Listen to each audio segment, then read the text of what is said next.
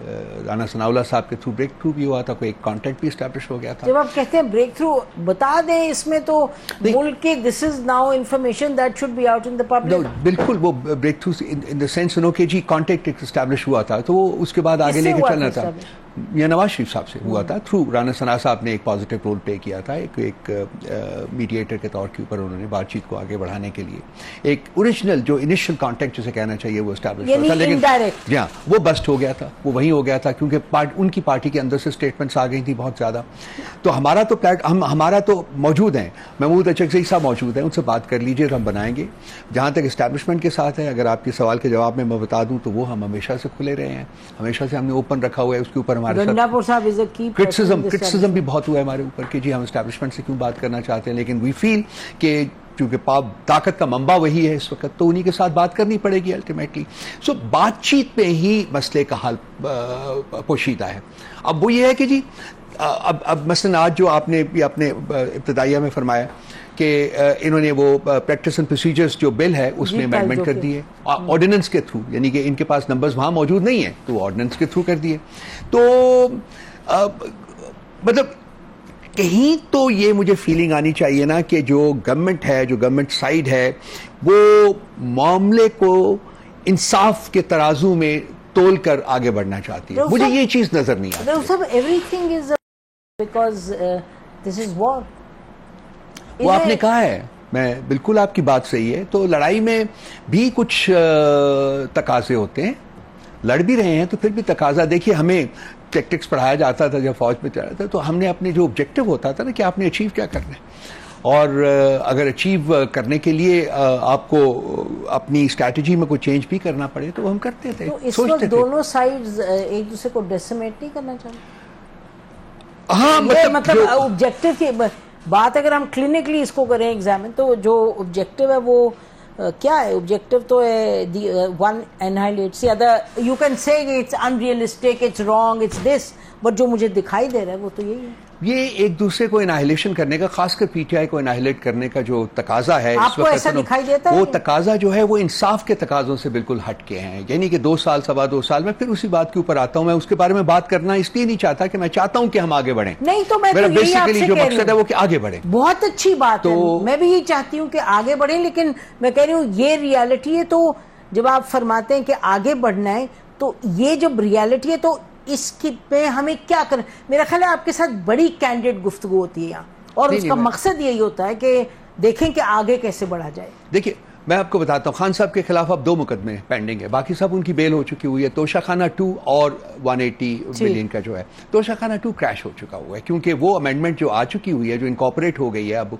उसके बाद वो तोशाखाना 50 करोड़ के जुमरे में नहीं आता, उससे कम है, तो वो उसकी डोमेन से निकल गया। अब इन्होंने रादर देन कि उसको राइट ऑफ करें, जो कि करना चाहिए था, उसको एक और अदालत में डिस्पैच कर लिया। ये जो गंडापुर साहब के साथ यानी बातचीत तो जारी रही, जिन भी हालात में वो गए यहाँ गुफ्तगू करने उस रात, 9 की रात, 8 की रात, 8 के और 9 की रात के दरमियान, तो लेकिन बातचीत तो फिर इस्टेब्लिश रही। ये तो नहीं कि उसके नतीजे में कोई कुट्टी हो गई गंडापुर साहब की। उनकी तो इदारों के साथ बातचीत है, मतलब वहाँ जो भी असेंबली में KPK में हुआ, लेकिन इज दिस करेक्ट कि बातचीत तो जारी है?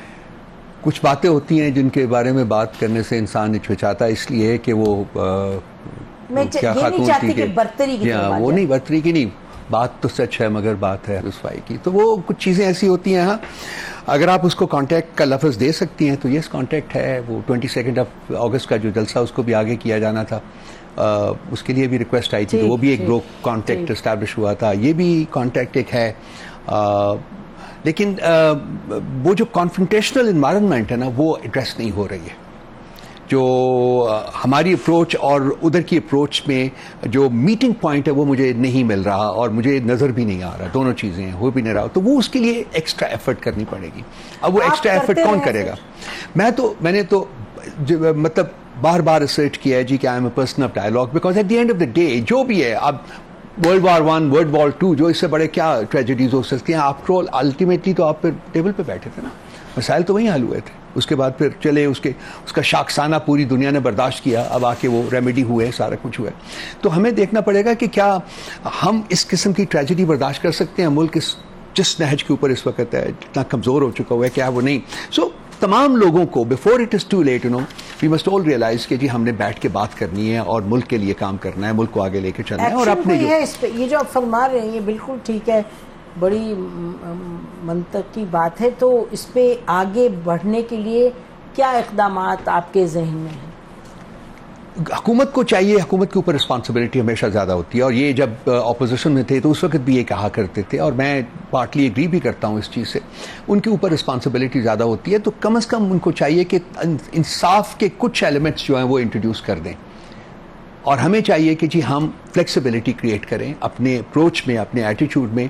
हम भी देखें कि हम क्या कर सकते हैं कि एक साथ बैठ के हम इहाता कर सकें मुल्क की मसाइल का रुख आगे। जो आपके पास में, let's talk of what you can influence rather than what somebody else.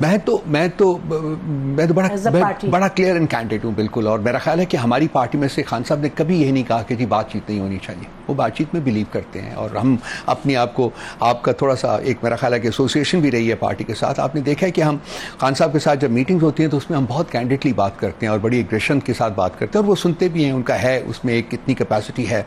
लेकिन अब इशू ये है कि जी एक वो कहते हैं ना, वो मैं एक मिसाल देने लगा था, आपके साथ बात भी हो रही थी कि वो सींग फंसे हुए, तो वो सींगों को अनटैंगल करना पड़ेगा, और अनटैंगल करने में ही एफर्ट दरकार है। उसमें ही आपको एक पॉजिटिविटी का एलिमेंट जो है ना वो लाना पड़ेगा। अनटैंगल जब हो जाएंगे तो फिर एक समझ जो है वो आ जाएगी, सामने आ जाएगी, उसके ऊपर आप चल पड़ेंगे। लेकिन वो मुश्किल पेश आ रही है। अच्छा, मैं आपको बताऊं, जो दूर बैठ के दिखाई देता है कि हाल में अगर आपने आगे बढ़ना है तो फिर आप रिएक्टिव मोड कितना अफोर्ड कर सकते हैं? इस पर कभी बात होती पार्टी में?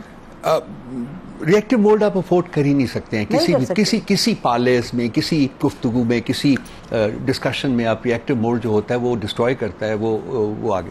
लेकिन प्रॉब्लम ये है कि मैं बार बार जिन लोगों से भी मेरी मतलब बाकी पॉलिटिकल पार्टीज़ में भी सब, चूँकि है बातचीत है, लोगों के साथ दोस्तियाँ भी हैं, अंडरस्टैंडिंग भी हैं, जब उनको कहता हूँ कि भाई आप लोग क्यों नहीं स्पेस क्रिएट करते?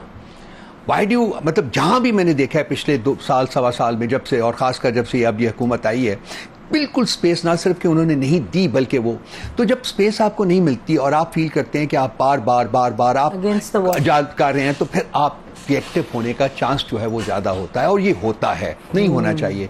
लेकिन इसमें पार्टीज़ दोनों की, या हमने मतलब महमूद खान अचकज़ई साहब को हमने इन 3 पॉलिटिकल पार्टी से भी नेगोशिएट करने का पूरा इख्तियार दिया हुआ है, तो क्यों नहीं इनिशिएटिव लेते? मैं आपकी बात नवाज शरीफ साहब के बारे में बिल्कुल एग्री करता हूँ, मैं भी उनको ज़ाती तौर के ऊपर जानता हूँ, उनमें एक सॉफ्टनेस है, एक सर्टन एलिमेंट है उसमें, हाँ में है। तो क्यों नहीं उनको आगे बढ़ने देते? अगर वो चाहते हैं कि पॉलिटिकल पार्टीज का एक रोल है, तो चलिए इसी प्लेटफॉर्म के ऊपर बने। अभी जो इन्होंने नया एक तमाशा शुरू कर दिया ये रिजर्व सीट्स का, अब मैं भी सोचने पर मजबूर होता हूँ कि जी ये बिल्कुल हमें स्पेस देने के लिए तैयार नहीं है, और इनसे जो बंद पड़ेगा वो सो वेपन, वही बात आपकी आ जाती है कि इट्स अ वॉर फील्ड, लड़ाई है इस वक्त बैठी है, लड़ाई मुल्क नहीं अफोर्ड कर सकता, लेकिन जो जहां बैठा उसका ख्याल है हम अफोर्ड कर सकते हैं। टुमारो इज आवर विक्ट्री, हर एक जो बैठा है। अच्छा, ये बताइएगा, टुमारो पे आते हैं कि फाइनली कि द डे आफ्टर लाहौर का जलसा होगा। From the looks of it कोई अब पता नहीं, कल का तो किसी को नहीं पता, लेकिन बज़ाहिर लगता है कि कोई इतना बड़ा जैसे आपका इस्लामा टाइप था वैसे नहीं होगा। तो फिर व्हाट हैपेंस नेक्स्ट? देखिए नसीम, जो खान साहब की जो सपोर्ट बेस है उसके बारे में कोई क्वेश्चन मार्क नहीं है। वो सपोर्ट बेस है और बहुत बहुत ज़्यादा है, हमारी भी एक्सपेक्टेशन से बहुत ज़्यादा है। चैलेंज ये है कि क्या वो सपोर्ट बेस जो है वो बाहर निकल सकेगी कि नहीं निकल सकेगी। हमारी जो रीजनल तंजीमें हैं वो काम कर रही हैं, जो प्रोविंशियल एडमिनिस्ट्रेशन है हमारी जो, वो भी काम कर रही है, लोग खुद भी MPs MNS जो हैं वो भी काम कर रहे हैं। अब ये देखने वाली बात है कि वो आने वाले दिन, जिस दिन के ये जलसा होना है, वो कितने लोगों को बाहर निकाल सकते हैं। मैंने अभी कहा था कि जी शायद मीनारे पाकिस्तान तक जो हुकूमत है उसका जो उसका मोटिव जो होगा, हदफ है कि जी वहां तक ना पहुंचे, कहीं तक ना पहुंचे। देखिए कितने पहुंचते हैं, क्योंकि उसको 3 रास्ते जाते हैं। और तीनों रास्तों से लोग आएंगे और वो बड़े कंजेस्टेड एरियाज हैं, एज यू नो, आप भी लाहौर में रही हैं। जी जी, तीन रास्ते कंजेस्टेड है, उनके पास है, लाजमी है, उनके पास है, सारा कुछ है, स्टेट की पावर है, स्टेट का अपैरेटस है, उनके पास सब कुछ कर सकते हैं। लेकिन मेरा ख्याल है कि मैं जस्ट उम्मीद करता हूं कि जी कोई वायलेंस ना हो, खुदा न ख्वास्ता कोई इस किस्म की सिचुएशन ना हो। और मैं हुकूमत से भी एक्सपेक्ट करता हूं कि वो थोड़ी सी ज़रा इस मसले के ऊपर, उनको क्या, अगर एक पीटीआई जलसा कर लेगी तो क्या जाता है, इस्लामाबाद का भी तो कर लिया ना, वहां भी कर लेने दे। आप फेक हैंड दे, जब हम थे पावर में थे तो हमने किसी का जलसा नहीं रोका था, किसी का लॉन्ग मार्च नहीं करती। इस्लामाबाद का जलसा फ्रॉम संजानी टू आसाम कैसे वो खत्म हुआ था। चले, let's hope and let's pray, और उम्मीद तो यही है कि हालात नो वायलेंस, अल्लाह करे कि कोई वायलेंस ना हो, नो वायलेंस ना हो और हो जाएगा।